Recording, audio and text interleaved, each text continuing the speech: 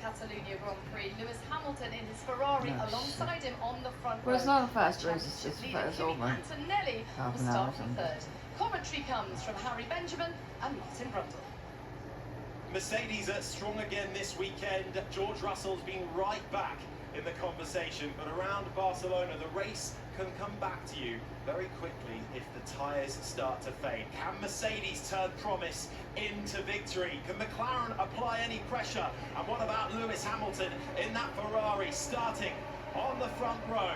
On pole position is George Russell with the best view in the house. A long run down to turn one. It's all eyes to the lights and foot to the floor as we go racing in Barcelona. And it's a good start from George Russell, who immediately cuts across to keep Lewis Hamilton behind. Watch out for Lando Norris and Kimi Antonelli side by side behind. Hamilton holds second as they sweep into turn one. Norris hounding Antonelli, but the top three as they started. And Verstappen then has made up places. He's now splitting the two McLarens. He's on the outside though. Will he make that stick all the way down to turn four? And the answer is not yet. Oscar Piastri having a little look down the inside of the Red Bull coming through turn four, but for George Russell out in front, doing what he needs to do. And actually it's the other Mercedes that's just feeling a little bit pressurised with Lando Norris. Get good traction out of the corner. That forces Antonelli to defend, but it's one by one up through the hill towards turn 9. Verstappen very feisty as expected and going well on those tyres, but Charles Leclerc already up 3 places to 7th. Yeah, really good start from Charles Leclerc. Russell first though leads the way, then comes Hamilton, Antonelli in third, behind Antonelli, Norris, then Max Verstappen, Oscar Piastri right behind.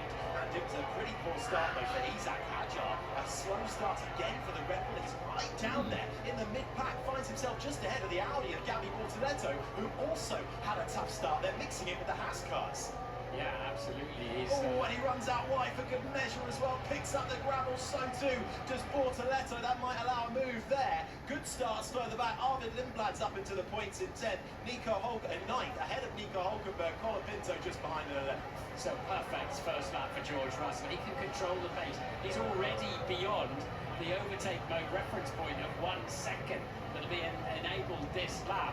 So, and he's on the right tyres as well to extend. So the perfect scenario for Russell, and he's got to now hope that his teammate Antonelli can come at Lewis Hamilton in 2nd place. Lovely move there we just saw from Esteban Ocon around the outside of his teammate, but there is a tyre that's back there. Ocon on the soft tyre, Ben running on the mediums and hoping to go a little bit longer, but in these temperatures we're hearing that really there's not a lot of difference between those soft compounds. But as we're halfway through lap 2 now, really good start from Russell, over half, 1.5 seconds clear of Lewis Hamilton. Those soft tyres will start to fade a little earlier. Antonelli, Norris and Verstappen the top 5, it starts to stabilise. The tactics for Red Bull with Max Verstappen, they've kept 2 brand new sets of the yellow marked medium tyres.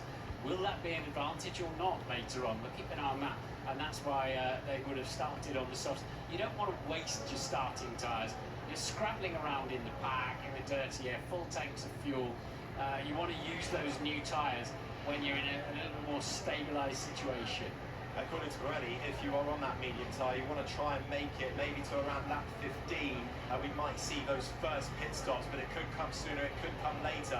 We'll have to keep an eye on that. But Isaac Hadjar further down in the field after that slow start. Another one, the Red Bull really struggling with their starts, trying to catch up to the back of Carlos Sainz this time. Sainz driving defensively through the right hand and then sweeping round the outside. Nicely done for the Frenchman in the Red Bull. As further up in the pack, the Racing Bulls of Liam Lawson. This is over 8th place, keeping Nico Hulkenberg at bay in 9th. Yeah, Hulkenberg with a great qualifying, getting into Q3 to find the top 10 shootout for Audi and running 9th at the moment. And they're really in their own race, I would say. This is Mercedes, followed by Ferrari, then McLaren, and the one Red Bull that's up the front at the moment. That's where the race is, and then there's going to be an almighty fight from Lawson back for the rest of the points. Certainly is.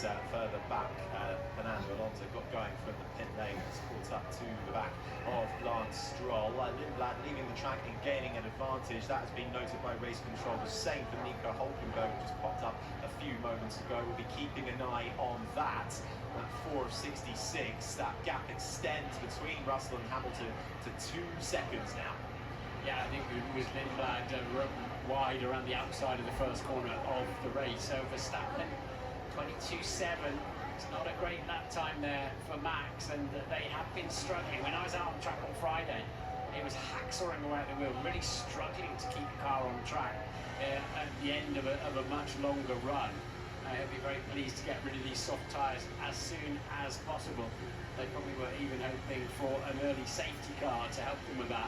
But at the moment, the pack, they were very well behaved in the first few corners, and it's strung out a little bit. Yeah, 50% chance of a safety car around this circuit, so that will weigh heavy in the strategist's head. Talking of Red Bull, though, after that atrocious start and retirement for Max Verstappen last time out, I think he'll at least be pleased he got going. He's at Hadjar. I'd love to see a little replay of the start and see what happened to Hadjar and how far back he fell. I'm not sure I want to hear his radio call though, because he normally goes nuclear at that moment. But it's not a laughing matter for him, because it's costing him serious results in Formula One, trying to get that Red Bull away from a standing start. It's a hugely complex procedure, and there's a lot of feel, and it's also, in my experience, in your head as well half the time, a good or a bad start. But once again then Russell